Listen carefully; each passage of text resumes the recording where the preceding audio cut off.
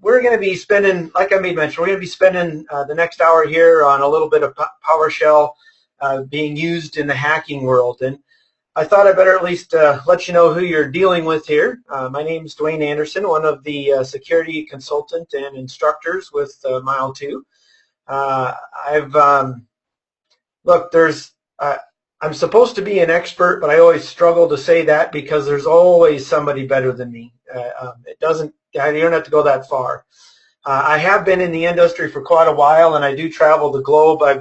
I've actually offered training and or consulting in 35 different countries around the globe, so I have quite a bit of global experience there. And I'm going to share a little bit about some of the experiences as we go through here, some of the things that I do see out there in the world. And I've worked with anything from large governments to banks to small businesses. So I've got a wide range of everything in between.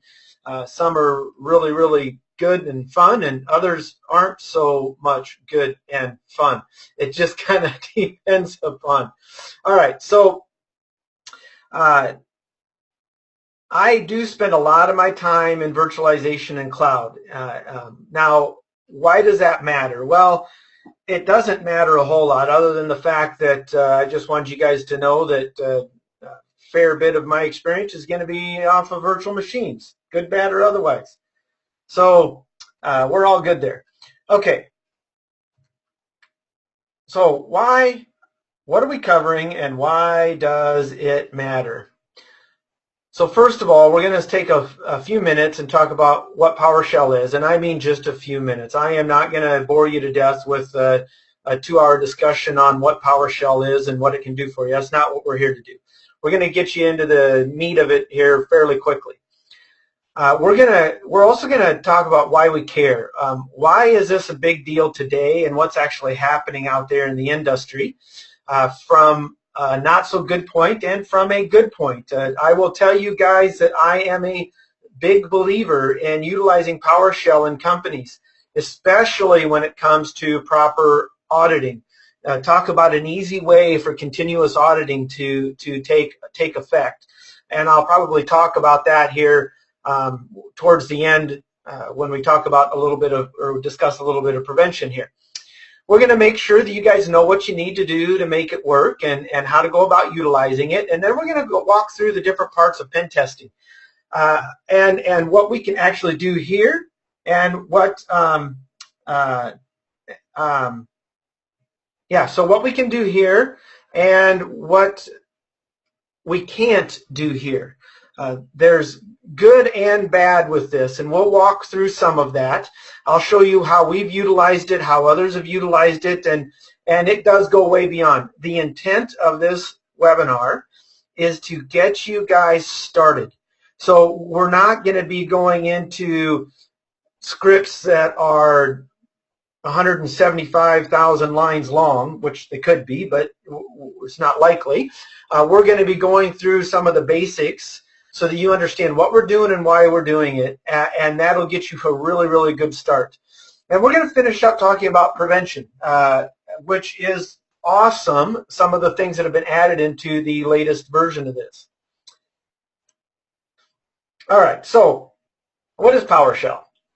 I love this statement here. Good friend of mine out of the UK, Tom Howarth, is a big PowerShell guy, Power CLI guy, and he coined the term, as far as I know, get PowerShell, get life. I will state that those that utilize PowerShell are often utilizing it in such a way that they lower the amount of time that it takes for them to actually perform and do work, which is, let's just say that's pretty cool, right? I have seen time and time again organizations that actually implement this and implement it right.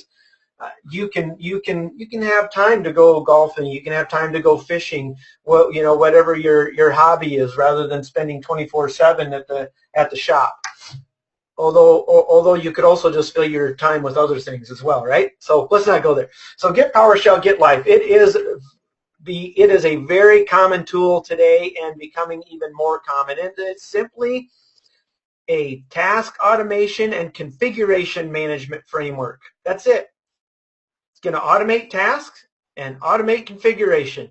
It allows us to do everything from changing settings, adding users, adding machines, changing configurations on systems, in Active Directory, whatever the heck you're dealing with. I utilize Power CLI all the time when configuring VMware virtualization, VMware vSphere. I love that tool. It really saves me a ton of time. I use scripts for many of those components. So this goes way beyond just a Microsoft product. There are a lot of other tools, and it's interesting to take note that this was made open source and cross-platform just last year. So we're going to continue to see this expand. Good and bad, right? Continue to see this expand, both good and bad. Okay, so why do we care? I could have went to a lot of different reports. I just decided to grab the Unified Threat Report from Carbon Black. There's a lot of good organizations out there. Carbon Black is one of many. And they had seen in last year, 2016, 38% of the incidents reported by their partners had utilized PowerShell. That is fairly significant. This is not 5%, 10%. We're talking 38% of the reported incidents, so who knows about the unreported, had made use of PowerShell. Very interesting. So during those investigations, 68% of the companies responding partners encountered PowerShell. Almost a third reported getting no security alerts before the investigation of incidents related to scripting language. Yes, that's a typo. I like to point out my typos. That's supposed to say language. It's all good. So the cool thing here, right? No security alerts. Well, why is that? Well, we think about PowerShell, right? PowerShell is an authorized API, an authorized service, an authorized process that works with many of these different operating systems. And if an organization is utilizing them, any user on the system can make use of PowerShell in whatever manner is allowed by the organization or the firm. We'll talk about some of the good and bad related to that. So it's not likely you're going to get very many security alerts unless you have a high level of security related to the use of PowerShell, which is not common. Very few people even know some of the new capabilities with PowerShell version 5. So we're getting there, right? We're getting there, but no security alerts, very common. And we're going to walk through just a basic scenario. I'm going to talk about where and what and all that kind of good stuff. So the majority of attacks, 87%, were related to click fraud. Fake antivirus programs and ransomware, but social engineering techniques are still the favorite language. 87% click fraud, social engineering. Geez, you've never heard that before, have you? Nope, something new today, right? I'm just kidding. So again, common items related to these attacks. And so once we get on a system, regardless of the user's privileges, if PowerShell is being used in the environment, the user will be able to utilize it. So keep that in mind, okay? All right, so how do we make it work? First of all, PowerShell is already part of the Windows OS. We're going to be spending our time here. I've got an entire hacking environment set up in our totally awesome cyber range. I think it's totally awesome. It's a fun place to go to be able to hack and be safe. All of these systems are isolated. They do have internet access, but they're isolated. The only place they go is to the outside world and back in. And then they can, of course, pick on each other all they want. Now, we're going to be spending our time. I've got a Windows 10 VM that we're going to be utilizing. Windows 10 has PowerShell built into it, right? And then I'm actually, to the dismay of one of my colleagues, I'm actually going to be doing a bunch of enumeration information gathering out of this Active Directory that we have set up for most of our classes. Now that's just what we're going to be doing, and then we're going to make use of Kali Linux towards the end if we have time. If not, I'll just walk through exactly what I'm doing. We'll see how the time goes, because I talk a lot. All right, so I'm going to show you guys. We're going to be making use of Windows PowerShell, you know, I'm going to just click here and just type PowerShell. Now, Windows 10, Windows 8.1 comes with Windows PowerShell, both the 32-bit and the 64-bit, and PowerShell ISE. Now, I like PowerShell ISE only because I can run multiple different programs all in one. I'm not a big guy making use of functions. I'll talk about that later on. You can write your own little program script as a function that you can run from command line, you know, with a dot, backslash, and away you go. I think that's right. I always get the backslash and forward slash mixed up, but you know, once you make a mistake once, you figure it out. So that's where we're going to be spending our time here as we go through this. So it's all built in. That's always good, right? We love the fact that it's built in. You need a user account. Now, one of the things that's a little dangerous about PowerShell, in my opinion, is that you do not have to have administrative rights to make use of PowerShell. A user can make use of PowerShell if it is set up to work. Now, there's going to be restrictions on PowerShell based upon whatever security, if any, security mechanisms you have in place, and we'll finish up talking a little bit about them at the end of the session. Now, this is important. So if me as a hacker is going to make use of any scripts, we're going to need to either utilize remote signed or unrestricted. And we'll go through, I've got that in the next slide, but I'm just going to talk a little bit about that. There is, you can allow none, no scripting. You can allow all signed scripts, meaning they're going to be signed based upon a certificate or a signature mechanism that you guys utilize. You can use remote sign, meaning that they can be scripts that are signed by any place that can be verified. Now, that's also dangerous if the systems have internet access, because I can sign my own scripts and have them be validated and verified by my own CA. So as a hacker, that's not a big deal. But I most commonly see companies that are utilizing PowerShell. They utilize the unrestricted scripts, and it's real simple. Individuals that love and use PowerShell are constantly improving the scripts, are constantly changing the scripts, adding new ones. It is a real pain in the backside to go through the signing process on every single little change you make inside of a script. So I don't see it limited very often. I see it unrestricted more often than not. Now, I will tell you that in the banking industry, most banks, not all, but most banks do have them signed, especially when we're getting into specific areas. They will require them to be signed or on specific systems. Now, the thing is that some people might say, well, we're not going to allow unsigned scripts to run or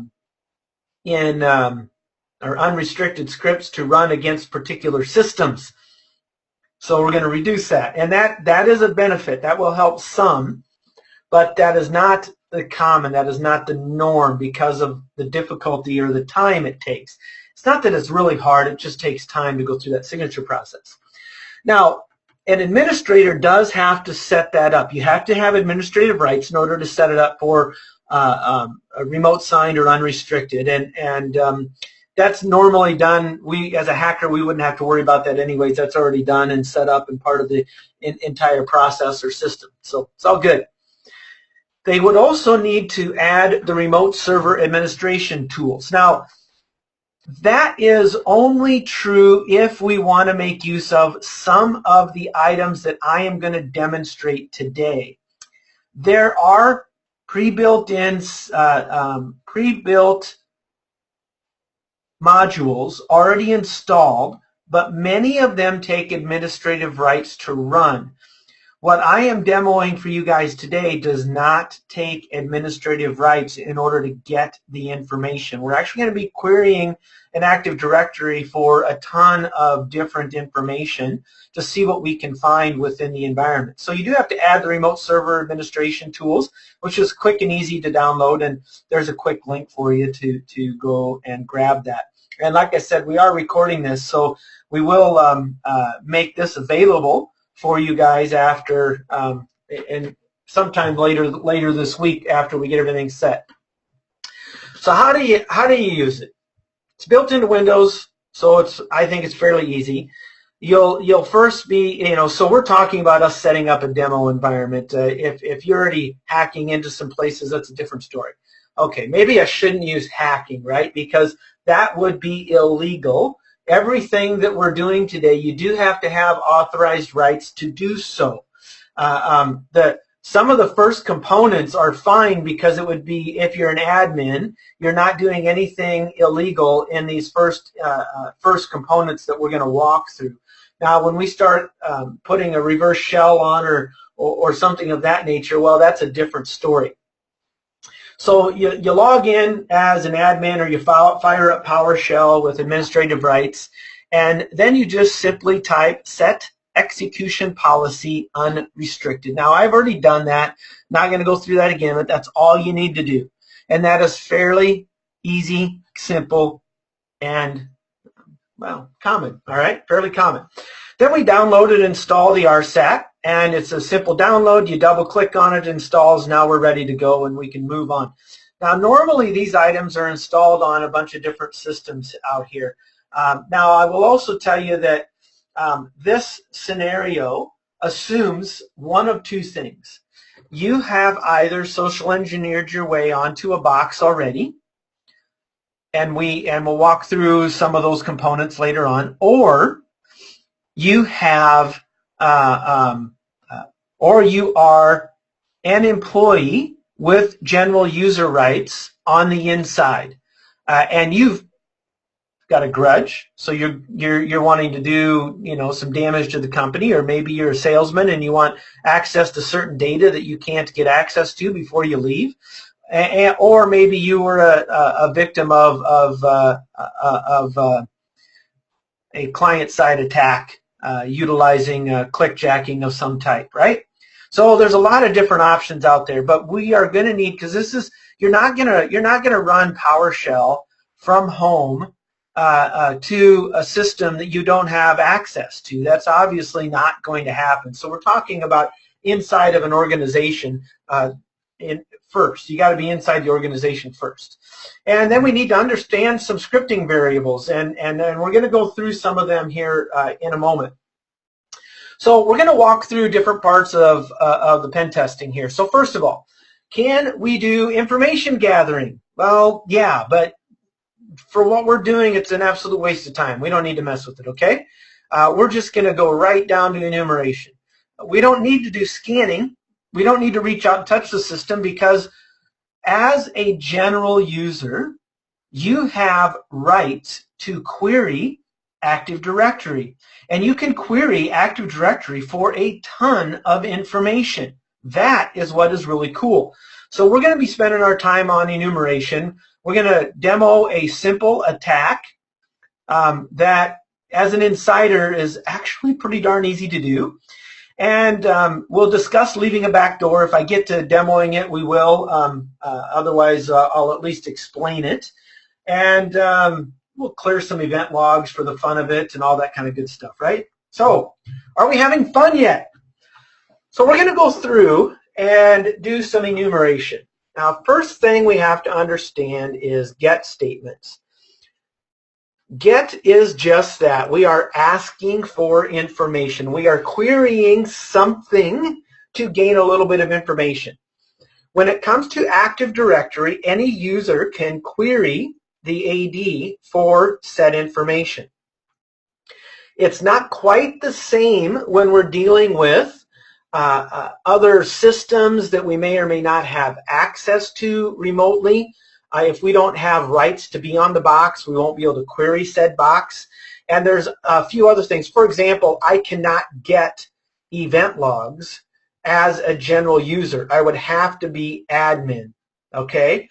So the get statements are very important to us, and we're going to gather a ton of information to be able to demo what a simple attack that we've done inside systems multiple times and had fairly decent success as we're learning more about it. Okay? All right. Next, get the AD user. All right, that makes sense. We're going to gather information about the Active Directory user. We're going to gather information about the computer. We can even talk about get service. Now, get service does require you to be an admin. All right, so we do have to be an admin in order to make that one happen. So before we even start getting the service, we've got to figure out how we can become an admin.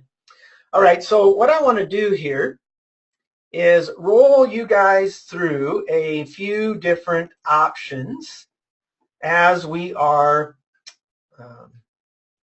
and explain what's going on so you can kind of see what we can and cannot do here. All right, so I'm in my Windows 10, and I want to point out two things. I have two different Windows PowerShell ISC items open. This one, as you can see in the upper left here, is being ran as an administrator. All right, so we're not going to utilize this one to start with.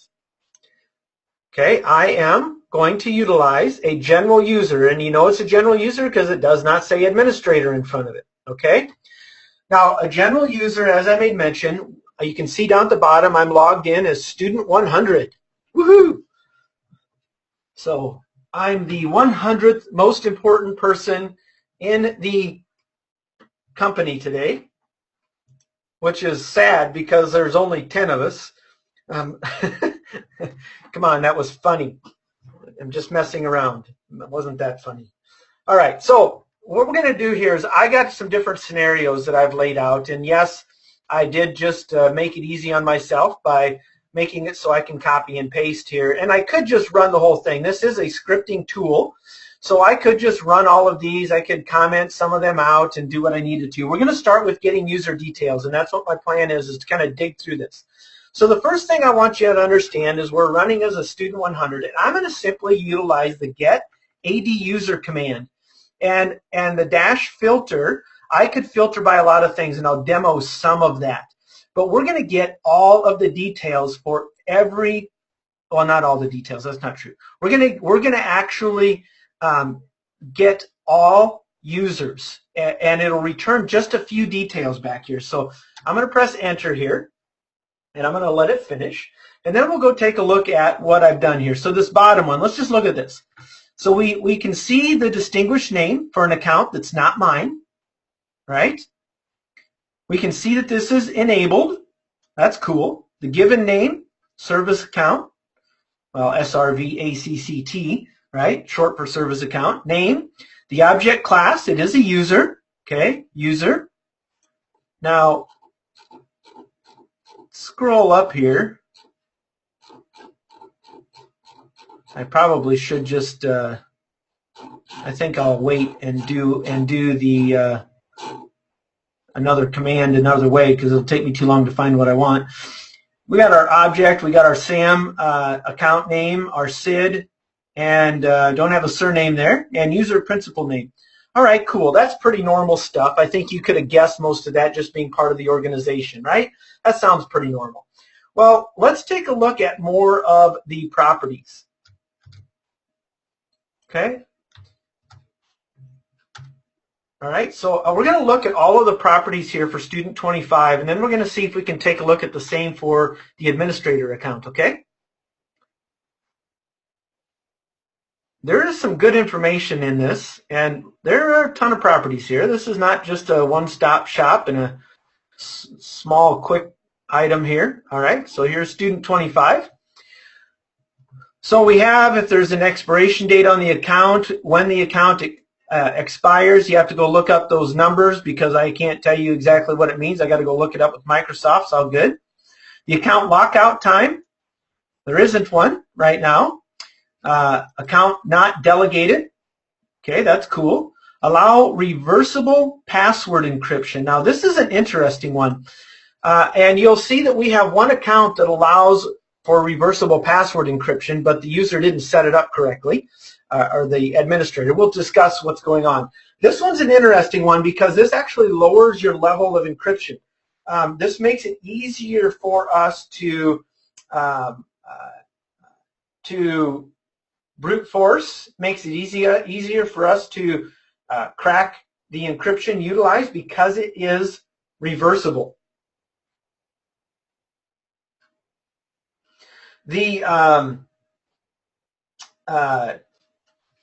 So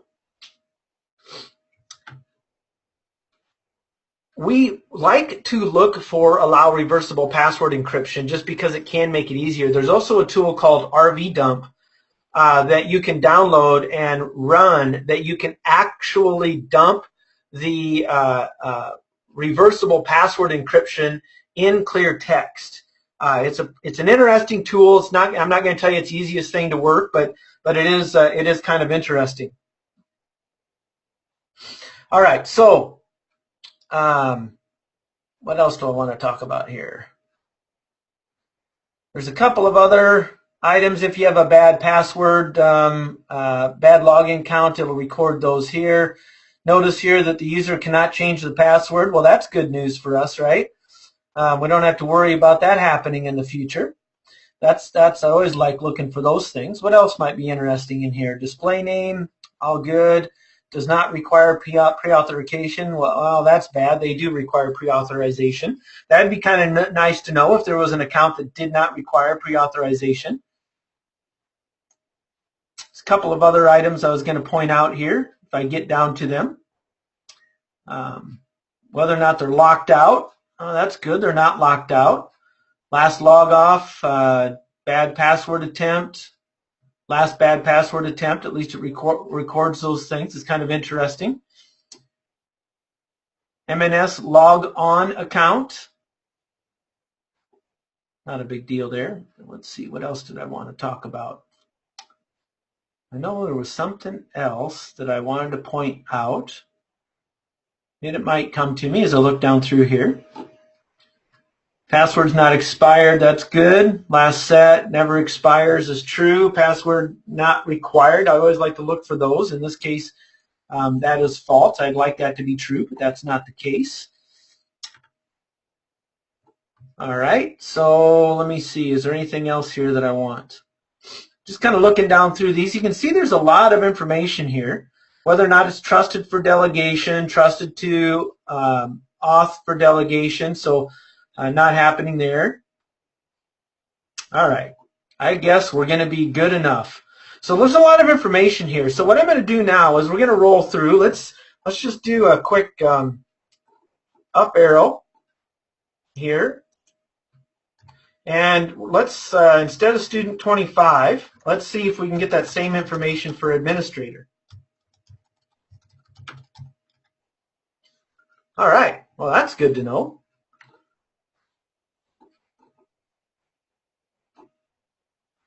User certificate, well, that might be useful. Yeah, you want to be able to do some certificate injection, fake yourself as the user. That might be very useful for us. Let me see here. So you can see it's all the same details as to what we had seen before. Which is good, right? I know what I wanted to look for. Just looking to see if it's trusted for delegation. It is not. Now, we can also just do a simple one. Instead of getting all the properties, we can just get the basic items for the administrator here. So we can see that it's enabled. It's still a user, yeah? SAM account name. So what we're getting at here is that even though I'm a normal user, I just gathered quite a bit of information related to, related to those components. Now,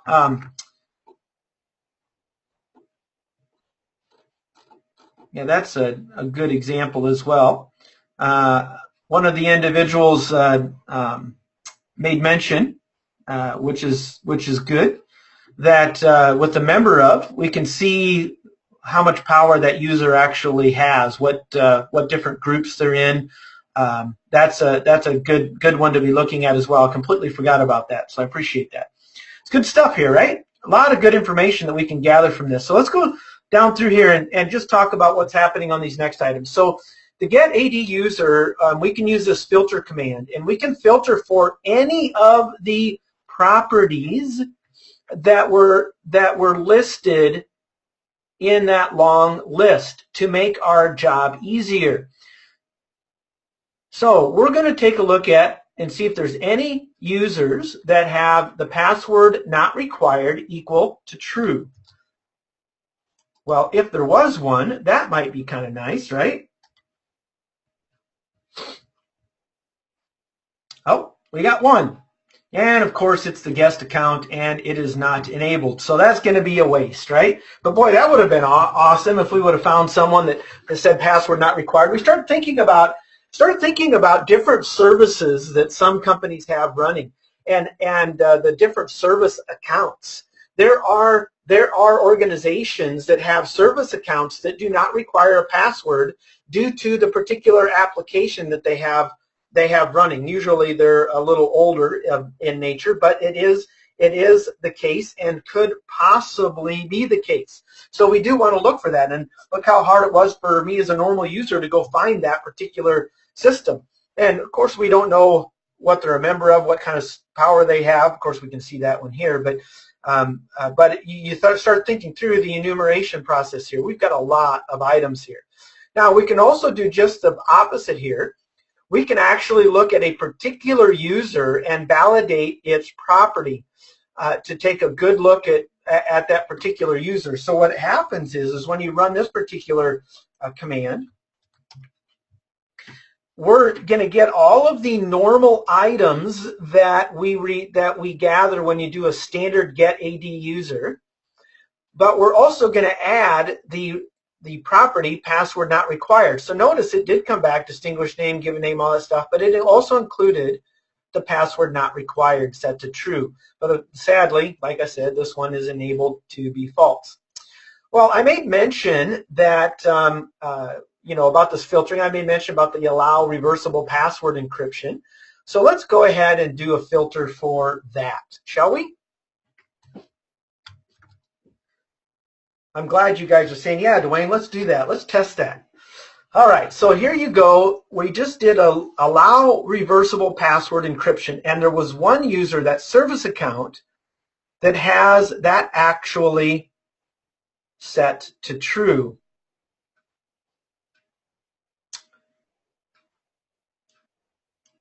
Now, that's interesting.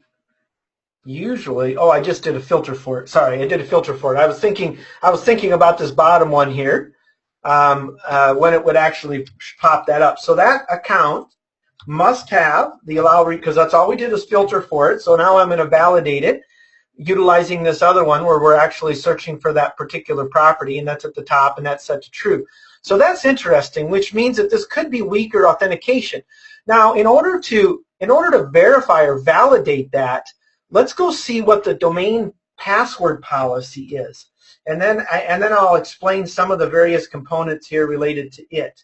I'm just going to do a quick get domain password policy. Now, I want you to keep in mind that if there was more than one domain, we can connect to and provide specific domains in here. We only have one domain set up, so we're sticking with that one and utilizing it. But if there was more than one group, if you have custom password policies on particular groups, we can query that as well. That's not set up in this environment, so that's why we're sticking with what we have here. Okay, so we can see the complexity is enabled. Well, that's good news. The distinguished name, MWHA.local, that stands for Midwest Housing Association. Woohoo! All right. Lockout duration and observation window is 30 minutes. Now look at this one though. This is interesting. The lockout threshold. This is the default setting for Windows. So when it's set to 0, that means that we can have as many bad logins as we want. We are never going to be logged out. You set it to 1, you have 1 bad login, you will be out for 30 minutes. You set it to 3, you'll have up to 3 bad logins, then you'll be locked out for 30 minutes. But at 0, that means it is off. That means that there is no lockout threshold, which is really cool. Our maximum password age by default is 42 days, but we already saw that some of those accounts we're never required to change. Minimum password minimum password age is 7. The minimum password length is 7, but the age is 1 day. Object class, domain DNS, yay. We can password history count. They keep 24, but since we never changed it, it doesn't matter. But the bottom one, notice here, reversible encryption enabled. It is set to false. Now, in order for that user to actually work and function, he needs to fall under a password policy that would also be set to true. So usually when companies are making use of that, they will have a separate OU just for those users, and they'll have a custom domain password policy for that OU, for that organizational unit. And then that would be set to true, and then when you set the user to true, then it is saved. And I'm sharing that information because when you go to gather some passwords, when we go to enumerate some of these items, we could actually get that in clear text if it was set to allow reversible encryption, but that's not the case. So now, here is the key behind this, okay? Here is the key behind this. The reason that I think this is so dangerous is when we know the lockout threshold. This is important. Okay, lockout threshold and lockout time. I want you to stop for a minute and we're going to walk through. I'm going to go to get some OS details, and we're going to walk through doing some dictionary attacks. But I want you to keep in mind, even if you had this set to 3,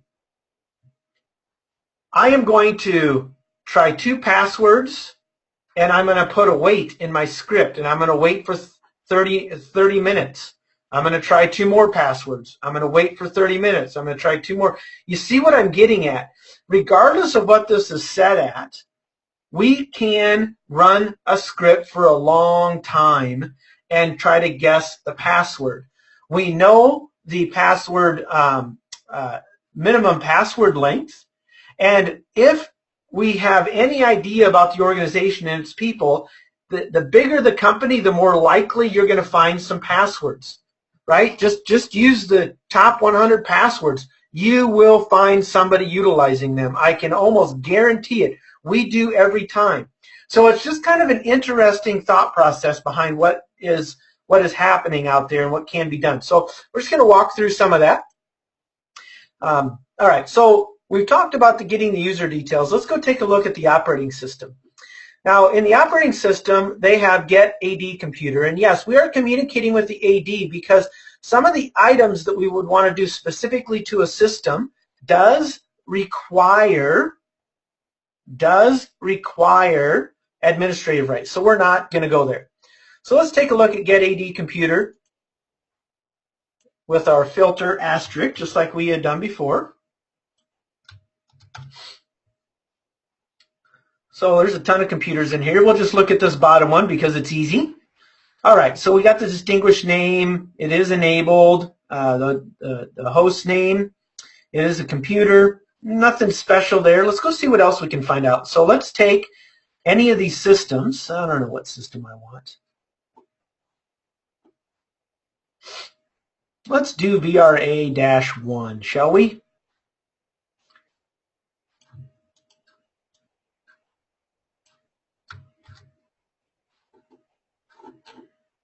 And as long as I type right, we'll be good, right? Let's come over here and let's VRA-1. Remember, this is Windows, so it is not case sensitive. If we were working in Linux, it would be. So let's see what we find. So here's VRA1, and this is all the information that is actually in the Active Directory. All right, so I'll scroll down here. There's a couple of things talking about enumeration yeah. All right, so cannot change password. Oh, that's good. We can change our password, our common name. Here's our, I can never say it. Anyways, that name, I don't know why I struggle to say that. Sometimes I can get it spit out and other times I can't. It's all good. Our distinguished name, it's all good. Well, look at this. We got an IP address. Hey, that's cool. So here's our IPv4 address. If we were making use of IPv6, that would be listed there as well. Obviously, we're not. Last login. Cool. Lockout, login. Object category. So here is our operating system. So this is a SLES operating system. This happens to be VRA1. This happens to actually be a vCloud or a vRealize implementation. They're running on a SLES OS. The service pack is unknown. The operating system version is 11, so that's good to know. Primary group ID. Lots of good information here, don't you agree? We've got quite a bit of information. Now, let's just talk about hack-in systems here and what we're going to want to look for. So this next item, I'm going to go ahead and first paste it in here, and then we'll talk through this. So we're going to gather every VM. We're going to gather every property. And then we're going to list this in a format. So that's a pipe command. We're going to pipe it to a format table. And we're pulling out the name, operating system service pack, and operating system version. And that is what we're going to take a look at. Scroll over here. And we're going to tell it to wrap and auto space so that we actually get to see everything. Because if you don't put the -auto in there, it'll cut it off at, I don't remember how many bytes it is, it'll cut it off and you won't be able to read everything. So we want to be able to read everything. So let's see what we can gather here. How hard is our information gathering today? Woohoo! All right, so there you go. We'll scroll up so you can see what it looks like from the top. Did I wake you guys up? Well, hopefully. Well, you better not be sleeping on me. All right, so, and as you can see, this is fun and time-consuming. We got a whole lot of systems here. So we've got our name, we've got our operating system. If the operating system service pack is listed, so this tells me that somebody, I'll blame myself on this one, has not updated our Active Directory since the original install. That's probably not a good thing. We don't have any service packs there. Operating system version 6.3 9600. Now that is really good information. Wouldn't you agree? Now if I'm working as an insider, gathering this information is fairly easy to give to someone that's more skilled. Or they'll, okay, now that I know what you guys have in there, here's what you need to do to crack into it to gather that information. Right? So you can roll down through here and see a ton of good information. MWHA, MPT. Oh, that was a interesting one. So we got a couple of multi-point server 2012 premium. That's kind of cool. Windows 7 Enterprise. A couple of SLES. There's some unknowns. So they couldn't, the ESXi hosts don't register the proper information. But that's interesting because it does say likewise open 6.2. Now that is interesting. So because I'm a virtualization guy, I know that that means that this is version 6 update 2 that's installed on that particular ESXi host. So that's kind of cool. So even though it doesn't tell me, I just did some enumeration there, and I could go gather more information if I needed to. So you scroll down through and see all this. Now that's kind of cool. Now let's just say that you and I are going to say, well, we want to actually go right in and look at the 2012 servers. So what we're going to do now is we're going to simply do our filter for operating system equals to Windows Server 2012 R2 Data Center, and we're looking for properties, all of those properties that we had listed before, but we're only looking for that particular operating system. So there we go. Here's all those systems that have that unique operating system. Well, you know what? That's not quite enough because I need IP addresses.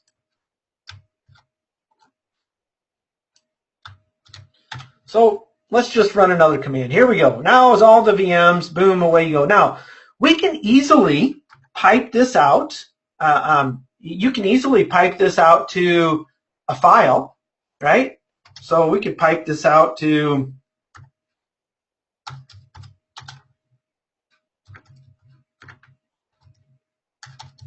systems.txt. I could also use, I think I'm going to go with CSV. There we go. And you'll see here that I got to go back to this one. Now I've got a systems.csv file. Now I don't have Excel or any other type of spreadsheet installed here, but I could open in Word and away we go. So you can see we can pipe that stuff out pretty easily as well. All right. So we got all of our operating systems. We kind of know where we want to go, but we're just a general user and we need an administrator account now. And we can't run our get service command. We can't clear our logs because we don't have admin rights. So we're going to walk through a common method that's utilized for guessing passwords. Yeah, you got to love that, right? Okay, so I'm a general user. Keep that in mind. We have gathered all of this information from AD as a general user. Now I do have a password file here that's just got 4 passwords in it. We could make this huge. Look, I don't want to spend hours going through this. You don't either. We can demonstrate what we're trying to do here. Okay, so what we're going to do is I've created a script. Now the first thing I want to do is make sure that my users file is deleted. I'm going to delete this users file here, okay? All right, we'll come back to it, I promise. We're going to get the AD user, just like we had done before, dash filter, asterisk, and we're going to select the name, and that's it. And we're going to pipe that into a user's text file. Now, I could do all this together, but I'll explain why I'm doing that here. Part of the reasons why I'm doing that is because I didn't want to write a script that would remove the first 3 lines. I don't want to see the errors related to this. So I'm going to delete those. And now I have just the usernames and the entire list of those usernames that are in our AD. So we'll save that. Away we go. Okay. Now we're going to come back here to our script. So I am defining the domain because we did already gather that information. So this first part is defining the domain. And next we're going to do a simple for each statement. So when you do need to at least get somewhat familiar with PowerShell. I am by no means some crazy expert. I go to others to help with this. I will tell you that if I can figure this stuff out, you can figure it out. It is not that hard to do. And what's happening is it's going to read the users.txt file. So the /users.txt. Now, I did not have to put a folder in it because I am already in the users student 100 directory. And in that directory contains my users text file, right?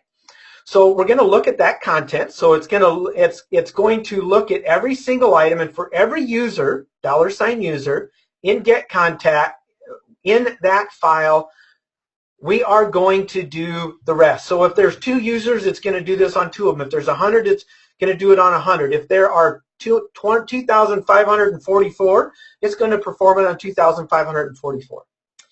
And next we are changing the user account. We're going to provide the variable $UN.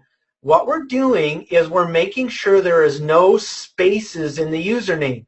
Remember, if it pulled in a space, made him, which I'm sure it did, if it pulled in a space after any of those names, that would error out when we go to do our password guessing, right? Our dictionary attack. So what we're doing is we're making sure that username has no spaces in it. So we're replacing the space with nothing. So we're just removing the space in the username, which we need to do. And then we're just going to print out on our screen that username so we can see who we're attacking. And then we're doing another for each statement. And you got to make sure you have these brackets before and after. And before and after, they got to be in there, otherwise it's not going to work very well. All right, so in this for each statement, now we are going to look at every password. So if we had 5,277 passwords in our password file, it would run through this for each statement for every user 5,277 times. And fortunately, there's no lockout on the users. So we don't even have to worry about time. We don't have to put a wait statement in here. Because normally we would do this twice, and then we would wait. So for every 3 times, for every third time, we would put a wait statement in here, and you can do a counter and set that up. It's not hard to do. It's another fairly simple process. All right. Now, this next items here, you would end up having, like me, I'm not an avid PowerShell user. I had to go look these items up in order to, when we first started doing this, I didn't know what any of this stuff was. I had to go look it up. So I'm doing the exact same thing with the password, making sure there's no spaces in there on every single one of them. And then we are defining the system directory service account management context type as domain. We're going to be utilizing the domain for our account management context type.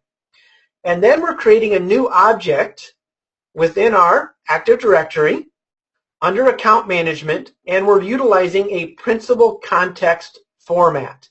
Now, I'm not going to sit here and try to tell you all of the details, what's actually happening here. In the end, we're attempting to create a new object within our AD. Now, we're not going to actually finalize the creation of that, because before we actually finish the creation of the principal context, we're validating the passwords, but then we never actually create the new object. However, this is going to have a ton of logging if set up correctly. So I'm going to show you a secondary method utilizing some executables that are built into PowerShell that do not log near as many details and are easier to bypass loggers. All right, so hide yourself. And so now we're going to utilize, so we're creating a new object, based upon $CT, so it's domain context type account management. And we're defining the domain, which is the MWHA. We have to have that as well. And then if and only if this equals true, so you're going to run the $PC, yada, yada, yada, and which is going to be either a true or false. So the username and password is either going to be valid or it's not.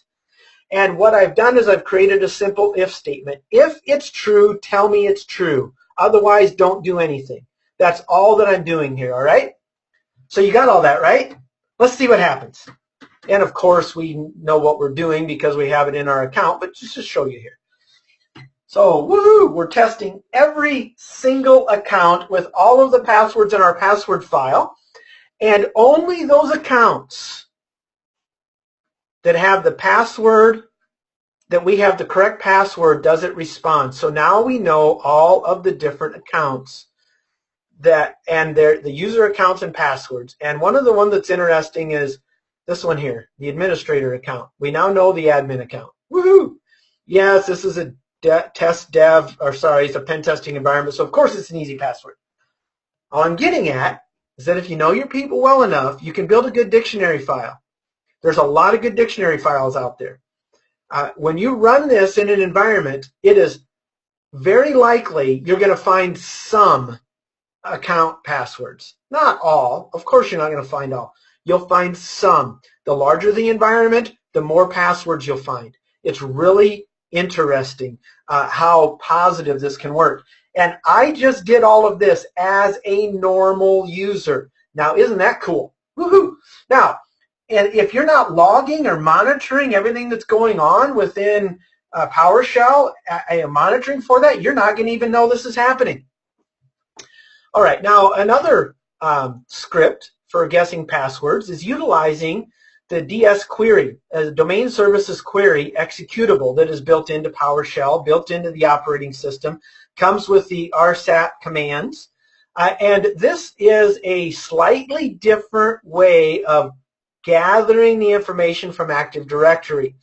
These executables are designed specifically to do a ton of different information for us related to gathering, changing, editing, whatever it is we want to do within AD.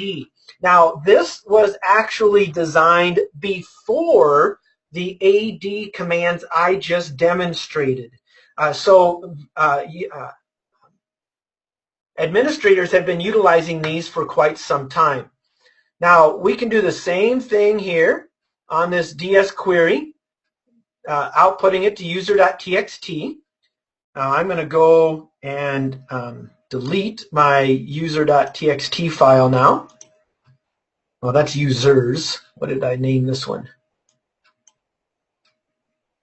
No, still the same thing. So just going to delete that so I don't have any issues. All right, and then again, another for each statement, and we're getting that content. So the exact same thing we did before, except now we're actually going to be utilizing the ds-get command. The ds-get command is slightly different. So when, let's just do a, quick ds-get, and we'll just use user, administrator. Okay. Because, now why did that just fail? I was just going to try to do a simple, oh wait a minute.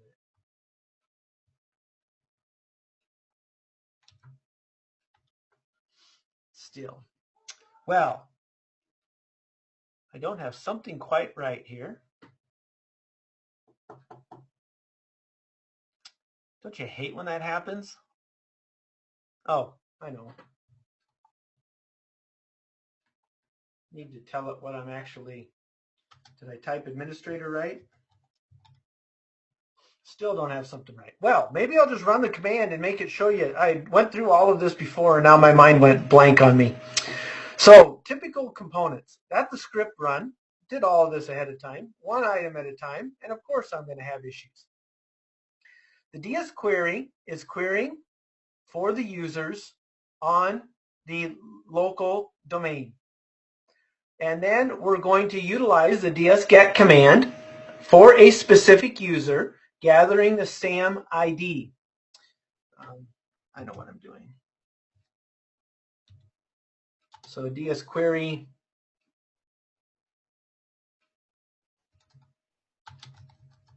Well, let's just do it this way. So here is with the DS query, the command, that you're going to get all of these lengthy FQDNs. So this is what I've done wrong. I forgot about that. So these are your domain names that are built into the environment. And ds-get is actually going to. So now if I do and that's what I was doing wrong. It doesn't. You have to have that name in order to make it work. Okay. So now with the ds-get command, we're going to be able to see the SAM ID, and this has 3 entries. Now, the reason I wanted to show you this, and I forgot to run the DS query first, I apologize. So the reason I wanted to show you this is so I could explain what was happening here. Now that we have the SAM ID actually produces 3 different results. And this is SAM ID is the first one, and that is 0. The actual name is 1, and the DS get succeeded is 2. So when we look at assigning a particular variable, we want only the username, student49. So we do not want 0 or 3, we just want number 1. And just like we did before, we're going to replace the spaces with a null. We're going to write out that SAM ID so that we can see what it is, and then for every password in the get content, so just like before, going through that same process, but now we're utilizing ds-get, which is not logged in PowerShell in the same manner. This is a different component. We're not trying to add any new objects. We're simply getting the user items and validating and verifying that they are who they are. Now what happens is that we're just going to null this out, so it's not going to produce any information, but we're going to be able to utilize the final code, which could be like an error code, the null code, true or false. And anything that produces a true, the $? is going to write out and give us the information. This is just a slightly different way of producing the exact same stuff. So here we go. And now it's testing. In this case, it tells us every account. Those that we guessed, it produces the password, and those that we didn't, it doesn't produce the password. Exact same manner, a little bit more stealthy than what we had before. Kind of cool, right? Yeah, woohoo! So here we are hacking away. Now, it's already past my hour. So what are we going to do here? Well, I'm going to show you a couple of different commands. First of all, getting OS details. Can we, now that we know administrative accounts, of course we can get services of any system that's actually up and running, right? So let's just see if we can run that quickly as the administrator. Well, let me see here. I think, there we go. We'll try it on a different computer name. And of course,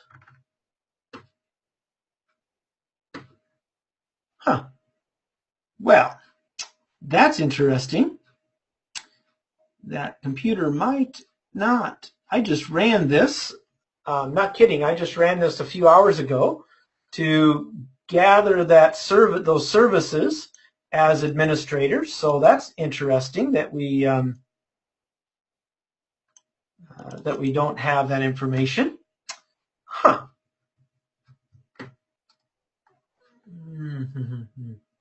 Well, let's go ahead and isn't that interesting? So maybe I need to open this again as a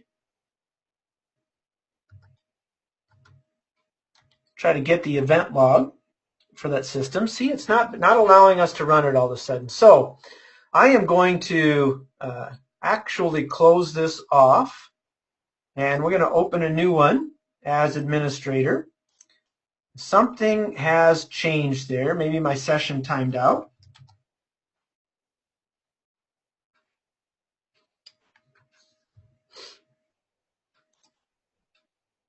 So we'll go ahead and do that, because remember, we do know the administrative username and password.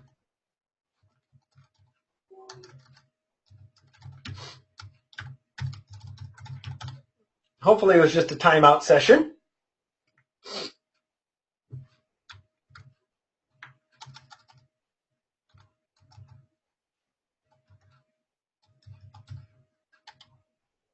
There we go. It was just a timeout issue.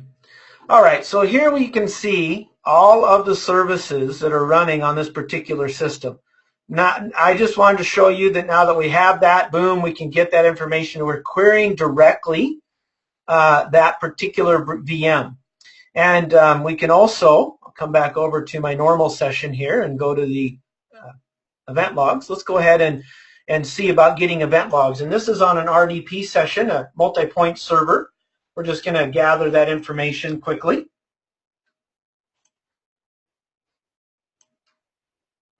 All right. And we're looking at the newest 10.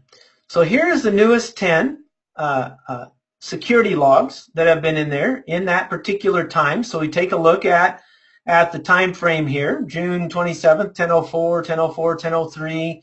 So we've got that understanding. Now we're going to actually pull back and grab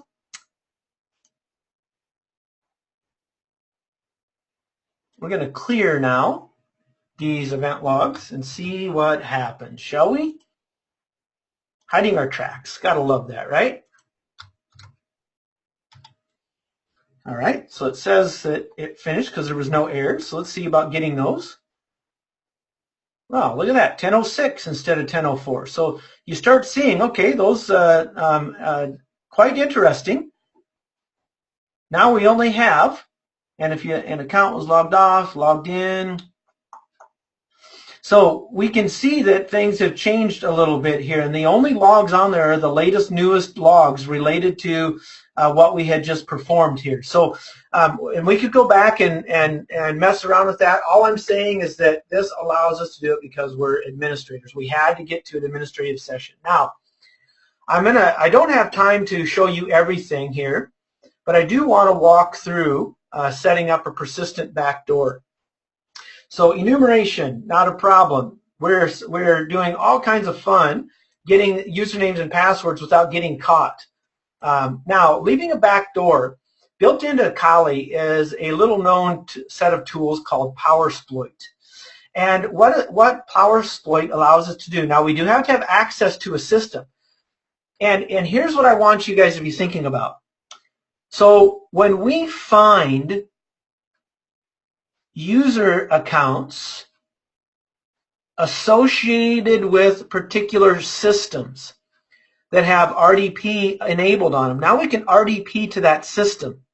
Usually that's a concern. We RDP to that system, and now once on that system, we can set up a permanent or persistent backdoor via PowerShell. Now, what we're trying to do here is leverage an unauthorized user of PowerShell to inject in memory a backdoor attempting to bypass antivirus. Now, I'm going to show you guys the PowerSploit. PowerSploit is available in GitHub from PowerShell Mafia. They have antivirus bypass, code execution, exfiltration, setting up persistent systems. In other words, what will happen is you can actually migrate to a service that runs all the time and embed a DLL that will run with that service every time the system's either logged on to or turned on. So we get that particular component. Sometimes we can escalate our privileges there as well, and there's some additional reconnaissance that can be done. This is a really nice tool, and maybe in my next session, well, we do this actually in our class. So I was going to say maybe in the next session, but I'm planning on doing something else for the next session. But it's some good stuff here, and it's not hard to do. You use MSF Venom from Metasploit to create your package, upload it, download anything you need in memory. So we're running in memory, which can bypass antivirus. And we actually do antivirus bypass in our course, but I think in our next session, next month, we'll actually be doing an antivirus bypass session. So that's what we're going to try to do in our next session. We don't have the date or time yet. I'll get to that in a moment. Just be thinking, antivirus bypass is what's coming up. All right, so PowerShell Mafia with PowerSploit, some good stuff. All right, so how do we did the covering tracks here. Prevention. Sign all your scripts with X509 certificates and set the execution policy to all signed. That will prevent most of this from happening. They would have to be able to sign with your same certificates in order to run. That's going to be much more difficult to do. Only have the remote administration tools on your Bastion host. Only set it up on the systems that need it, period. Now, PowerShell version 5 has the ability to do script block logging. We can have system-wide transcripts. Any PowerShell scripts, single codes that's ran will those transcripts will be logged, every single one of them. So everything I did, even though I was an authorized user, would be logged, so we can easily track down what the heck was going on. That's good. Now, they've also got something new where we can actually make use of App Locker to constrain the PowerShell usage. Now, this goes in even greater detail than utilizing signed scripts. That is a fairly new system as well, which is quite good. So here you go. Those of you that stayed on to the bitter end. Our next webinar, we're gonna be doing with doing antivirus bypass. Be on the lookout, because we do not have a date yet for that, but be on the lookout. So antivirus bypass, probably utilizing Metasploit, and maybe I might even throw in here PowerSploit for that as well. Now, for those of you in the next webinar that stay to the end, will be in the running for a free seat to any of our online classes. Whether it's a pen testing class, a cloud security class, a virtualization security class, information security class, whatever it is you desire, that's the way it's going to be. So share with your friends, or maybe you don't share with your friends. Maybe, you know, don't share with anybody to keep your numbers down. Or you tell your friends about it and tell them if they win, they have to give it to you because you shared the information with them. All right, so we do have some upcoming CPTE classes as well. Lots of good information out here. And for those of you that might be interested, you can go to the Mile2 website for our pen testing engineer outline. Lots of good information here, what we do, what we don't do. Our public schedule, so these are the classes you'd be in the running for, online classes you'd be in the running for if you attend that next webinar. And so you just go to mile2.com/schedule, and away you go here. And be on the lookout, the mile2.com/schedule/events. This is where you will find out about our next webinar. We will post that probably with sometime in the next week related to when the next webinar is going to be, and that's going to be on bypassing antivirus. So be aware of that. That's where you go to view that, mile2.com/schedule/events. And if you're already on our email list, you'll receive that information as well. Remember, in the hands-on classes, we endeavor to spend a lot of time with hands-on. You can't get good with penetration testing with security without doing the hands-on. I just went and showed you all of these little links here. So there they are for you guys. I want to say thank you for your time today. I appreciated it. This is recorded, so everything that we've done will be available via our website and or YouTube at a later time, so that you can go through, practice, spend time, get good at enumeration with PowerShell as a general user. See how many of your, if you're an administrator, see how many passwords you can guess with this particular system. Good stuff, right? All right. You enjoy your day. I'm signing off now.